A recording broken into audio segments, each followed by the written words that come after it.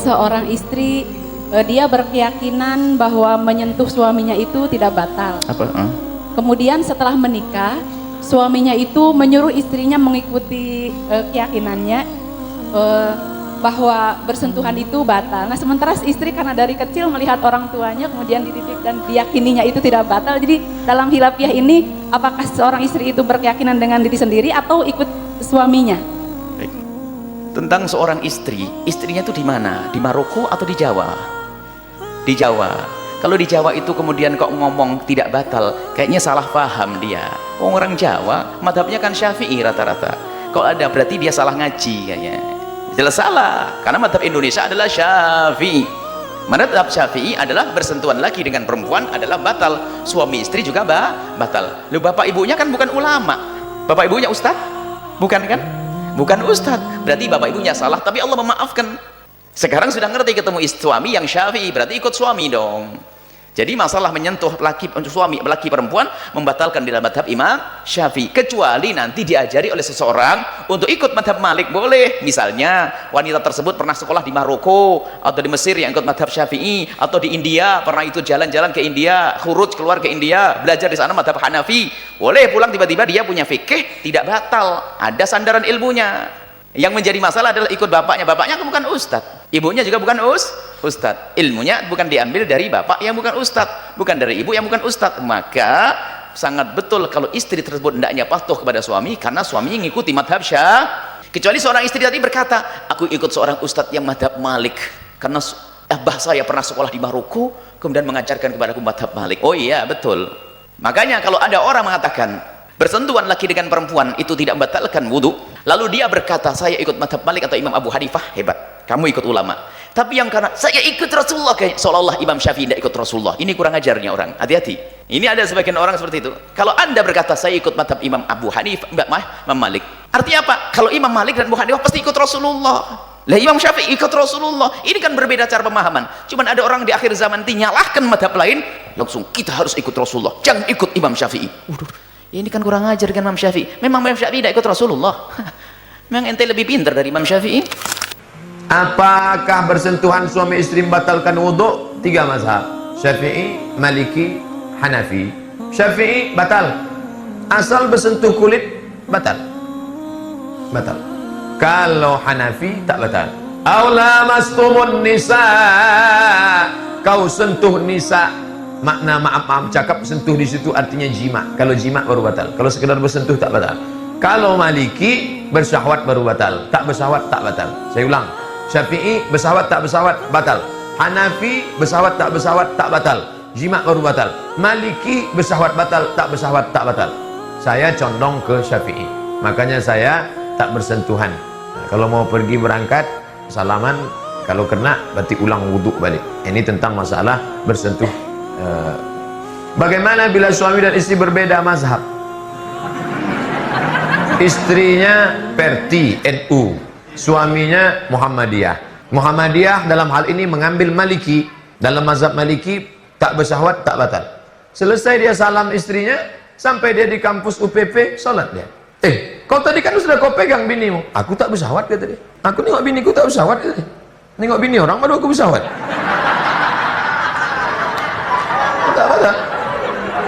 Tapi istrinya tadi batal.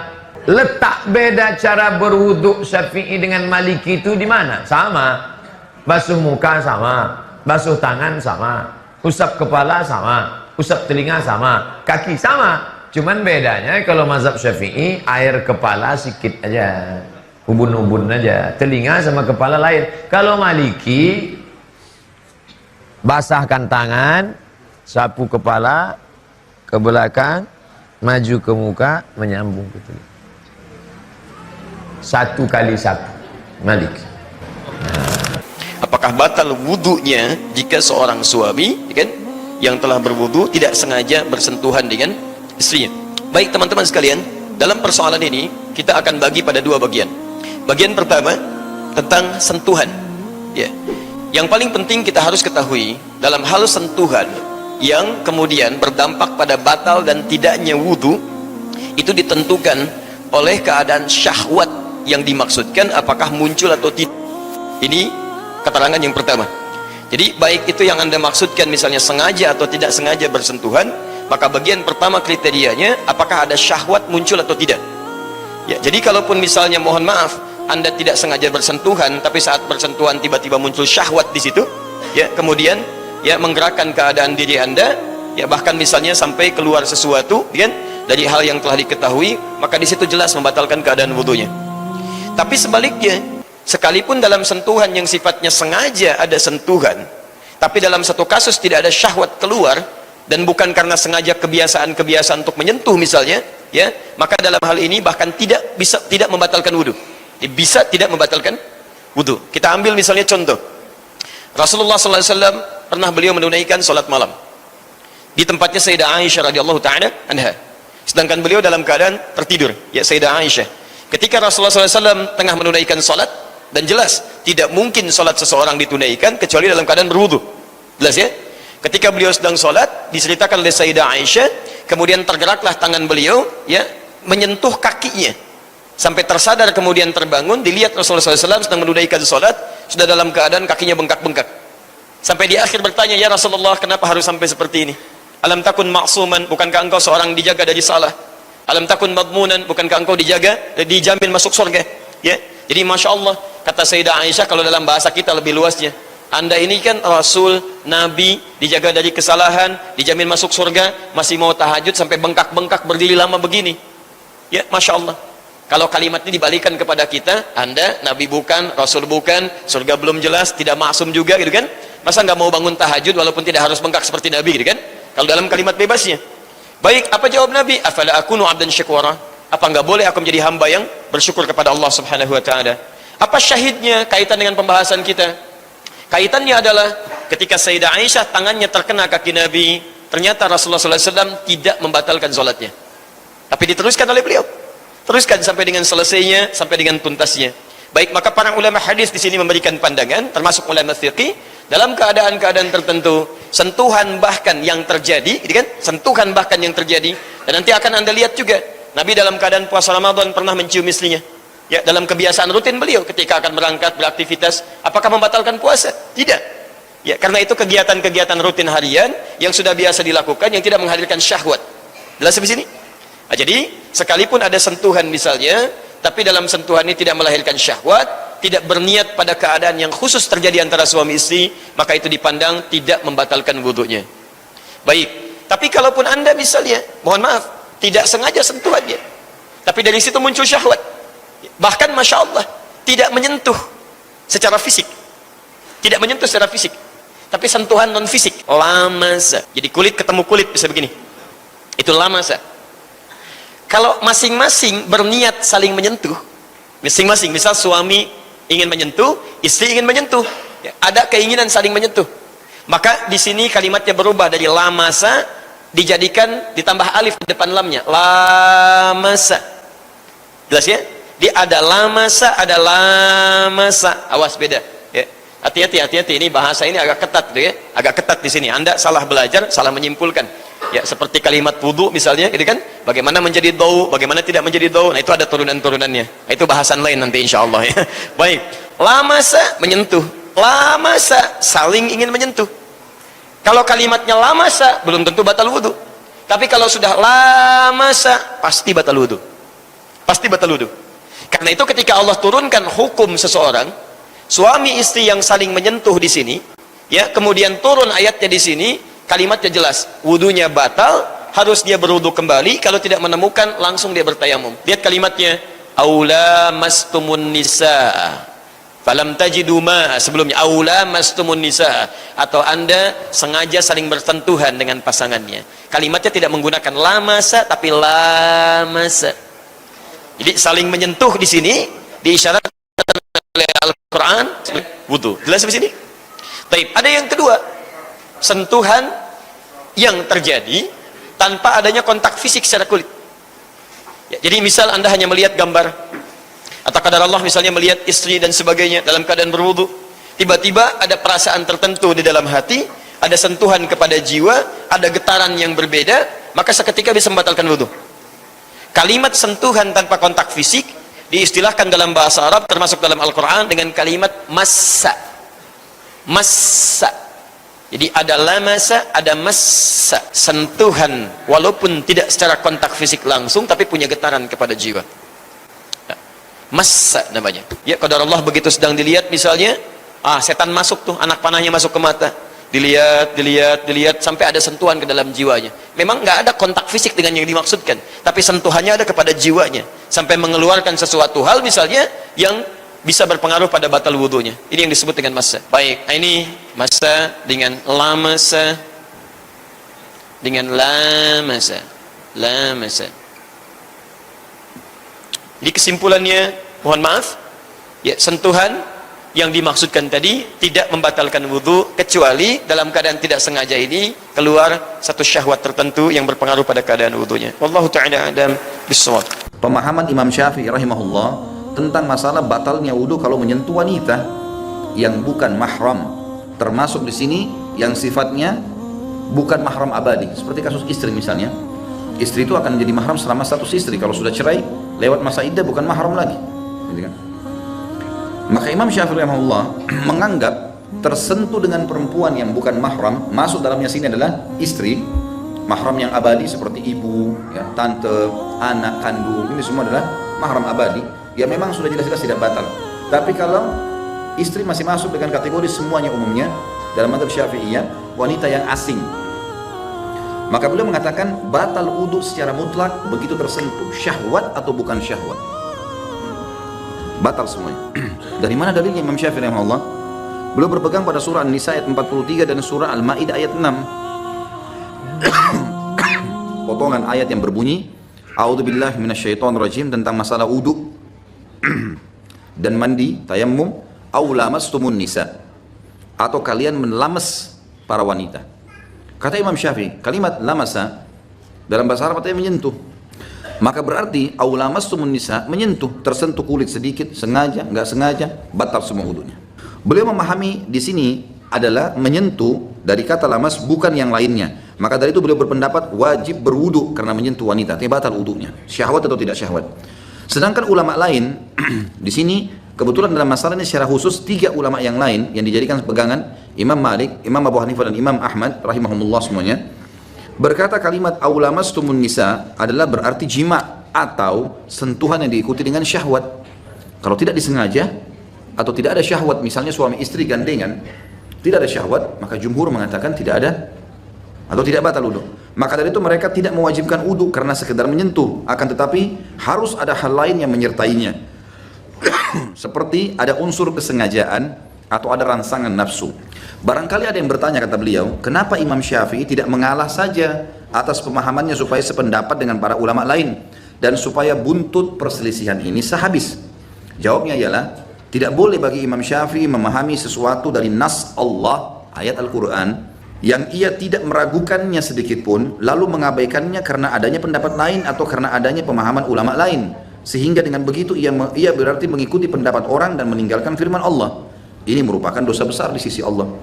Ya, kata beliau, kalau seandainya pemahamannya terhadap nas bertentangan dengan nas sharih, tegas lagi jelas dari Al-Quran dan Hadis, maka jika demikian ia wajib berpegang pada petunjuk nas yang ada dan meninggalkan pemahamannya terhadap lafaz nas yang dalilnya bukan nas sharih yang jelas dan nas yang gamblang. Sebab jika dilala atau acuhan artinya, ya acuhan dijadikan sebagai pegangan dari dalil qat'i, pasti niscaya tidak satupun kaum muslimin ini yang berselisih pendapat, apalagi para pemuka ulama. Khusus dalam masalah ini teman-teman sekalian, jumhur ulama menemukan sebuah hadis, dan hadis ini termasuk diriwayatkan oleh Imam Ahmad, dan akhirnya setelah Imam Ahmad datang Imam Bukhari, dan Imam Bukhari menulis dalam bukunya juga tentang kasus Aisyah radhiyallahu anha yang menyampaikan sebuah statement yang akhirnya jadi pacuhan atau acuhan para jumhur ulama. Bunyinya adalah aku pernah dicium oleh Nabi SAW, kemudian beliau keluar mengimami sholat tanpa berwudu. Maka Imam Ahmad mengatakan ada hadis sharih sampai kepada kami. Maka Imam Ahmad mengatakan makna hadis ini adalah harus dengan syahwat. Kalau Nabi SAW sebagai suami hanya sekedar mencium Aisyah karena bentuk kasih sayang, kayak orang sekarang Indonesia misalnya istrinya cium tangan suaminya kalau suaminya mau kerja, atau sekedar mengecup keningnya karena rasa sayang dan kasihan, maka itu semua tidak ada sama sekali syahwatnya, tidak batal. Dan dalilnya jelas masalah ini. Kemudian ulama-ulama mulai merincikan. Di akhir hidup Imam Ahmad, Imam Malik, Imam Ahmad dan Imam Syafi'i yang merupakan guru sama murid, dan ini yang paling banyak perselisihan terjadi di antara keduanya. Karena Imam Abu Hanifah itu meninggal tahun 150 Hijriah di tahun lahirnya Imam Syafi'i. Jadi Imam Syafi'i nggak ketemu sama Imam Abu Hanifah. Maka memang tidak terjadi perselisihan yang banyak di sini. Kemudian Imam Syafi'i tidak selisih banyak dengan Imam Malik karena Imam Malik gurunya. Dan Imam Syafi'i menyusun hukum atau kerangka fikih-fikihnya dari kitab Muwatta, karena buku yang pertama dibaca dihafal adalah kitab Muwatta. Dia dengar di Madinah ada ulama besar Malik namanya, dia datangi sama Imam Syafi'i. Imam Malik mau uji dia, begitu datang mau belajar. Memang kitab apa yang kau sudah hafal? Kata Syafi'i, kitab Muwatta, kitab Anda saya sudah hafal. Maka Imam Malik mengetes betul-betul sudah dihafal semuanya. Diterima dan menjadi murid, gitu kan? Tapi perselisihan terjadi akhirnya antara Imam Syafi'i dan Imam Ahmad rahimahumullah, karena Imam Ahmad juga belajar dari Imam Syafi'i. Sebagian ulama mengatakan muridnya, tapi pendapat yang benar sebenarnya bukan murid ya. Cuma Imam Ahmad pernah mengajak Yahya bin Ma'in, salah satu sahabatnya juga, hadir di halakannya Imam Syafi'i. Dan apa dia katakan? Ini ulama jadikan tolak ukur. Dia mengatakan, ayo kita duduk ke orang Quraisy itu, karena Imam Syafi'i turunan Nabi SAW. Kita duduk ke orang Quraisy itu karena kita akan mengambil adab dan akhlaknya. Jadi dia hadir di sana untuk mengambil adab dan akhlak dari Imam Syafi'i rahimahullah. Dan Imam Syafi'i pada saat melihat Imam Ahmad datang sering diskusi, berbicara, dan ditemukan ternyata Imam Ahmad ini bobot ilmu dalam hadisnya sangat tinggi. Kata Imam Syafi'i, hai Ahmad, kalau telah sampai kepadamu hadis Nabi SAW yang bertolak belakang dengan pendapatku, maka sampaikanlah karena kau lebih menguasai hadis dariku. Tapi kasus masalah perselisihan pendapat dalam masalah ulama sumun nisa bukan di saat itu, teman-teman sekalian. Berjalan waktu, Imam Syafi'i di akhir hidupnya pindah ke Mesir. Imam Ahmad tinggal di Irak. Kalau kita ibaratkan meja ini adalah Jazirah Arab, maka Irak itu ada di sini, di pojok sekali, sisi timurnya Jazirah Arab. Afrika, Imam Malik, Imam Syafi'i di Mesir, Mesir itu di pojok, di sisi baratnya. Ini jaraknya jauh sekali. Jaraknya jauh sekali. Maka perselisihan yang terjadi banyak di antara dua imam ini justru pada saat sudah terpisah tempat. Termasuk masalah ini. Dan Imam Ahmad tidak bisa menyampaikan pendapat hadis ini kepada Imam Syafi'i karena jauhnya jarak pada saat itu. Padahal Imam Syafi'i sudah minta untuk disampaikan. Berarti dengan mengetahui histori sebab daripada perselisihan, teman-teman, kita jadi tahu kenapa sebabnya. Jangan fanatik buta di sini. Jelas-jelas di sini pendapat jumhur ulama benar karena dalilnya, hadisnya ada. Dan kita tidak katakan Imam Syafi'i salah, keliru begitu saja, tidak. Tapi Imam Syafi'i berijtihad dan kita hormati itu. Tapi ingat, bagi seorang muslim yang berijtihad, seorang muslim yang menuntut ilmu, dia harus mendahulukan dalil daripada pendapat. Berarti pendapat jumhur ulama, termasuk Imam Ahmad di sini yang mengemukakan hadis disentuh dengan syahwat baru batal, itu lebih harus didahulukan dengan tetap menghormati pendapat Imam Syafi'i rahimahullah. Dengan tidak mengatakan Imam Syafi'i itu salah, enggak, itu ijtihad beliau. Tapi datang generasi setelahnya, seperti kita sekarang, teman-teman sekalian, kita bisa baca semua buku. Madzhab Syafi'i kita bisa baca, madzhabnya Abu Hanifah bisa kita baca, murid-muridnya banyak menyusun buku-buku tentang mereka, kita bisa baca dan kita bisa tahu. Dan kita bisa tahu akar perselisihan dari mana. Dan sekarang dalam madzhab Syafi'iyah pun, yang mengembangkan pendapat Syafi'i rahimahullah, yang mengatakan bahwasanya sentuh itu batal, mereka mengecualikan di tempat tawaf. Sentuh di tempat tawaf tidak batal. Cuma sayangnya memang ada beberapa negara yang tidak mempelajari ilmu-ilmu ini, atau tidak mempelajari poin-poin ini. Seperti kasus saya pernah tahun 89 di Kairo, belajar di Mesir. Waktu itu teman-teman sekalian, kalau kami mau belajar fikih, jadi kepala sekolahnya datang, memang saya masih SMP waktu itu ya, tapi dia bilang, siapa yang madzhab Syafi'i? Saya sama sepupu saya angkat tangan. Siapa yang madzhab Maliki? Teman-teman dari Afrika angkat tangan. Siapa yang madzhab Abu Hanifah? Ya, teman-teman dari Turki, Eropa angkat tangan. Siapa yang madzhab Hanabila? Teman-teman dari Timur Tengah angkat tangan. Terus kami dipisah kelasnya. Yang madzhab Syafi'i ini gurunya, Abu Hanifah sana gurunya. Jadi saya waktu itu pelajari fikih Syafi'i, tidak pernah saya tahu Abu Hanifah bilang apa. Saya nggak, kecuali saya baca buku lagi. Tapi di kelas formal kita nggak pelajari. Jadi ngerucut ke situ. Nah, banyak teman-teman yang pulang dari Mesir ini membawa itu satu wajah, gitu kan. Dan akhirnya dianggap, oh yang lainnya sudah tidak benar ini. Karena dia tidak belajar itu memang. Setelah kami dapat beasiswa di Madinah, saya lihat guru-guru kalau masuk guru fikih. Saya lihat kok guru fikih cuma satu orang. Syekh ini datang, dia lagi. Ternyata dia begitu datang, teman-teman, dia datangkan. Misal hukum menjual anjing dalam Islam. Imam Syafi'i bilang gini, tidak boleh karena ini dalilnya. Imam Ahmad bilang begini, ini dalilnya. Abu Hanifah. Jadi satu orang ini merangkum 4 madhab. Ini 4 madhab, gitu kan. Dan tidak pernah kami temukan pendapat mengatakan karena harus pilih pendapat yang ini ya. Kan banyak orang bilang Timur Tengah fanatik dengan madhab Hanabilah, Imam Ahmad. Padahal sebenarnya tidak seperti itu. Karena kami alami sendiri. Bahkan saya bisa jamin teman-teman dari S1, S2, S3 semuanya mempelajari keempat madhab itu. Dan dalil-dalilnya semua dipaparkan. Serta di kelas pun dikatakan siapa yang dari teman-teman Afrika, Malikiyah. Kadang-kadang ulama fikih mengatakan ini loh madzhab Malikiyah, ini buku kalian. Dalilnya itu harusnya diperhatikan di sini dan ini pendapat dari didiskusikan di kelas. Sehingga kita betul-betul mengetahui masalah itu. Ini tidak menyalahkan Kairo ya, tidak menyalahkan Mesir segala. Saya cuma cerita pengalaman yang saya miliki.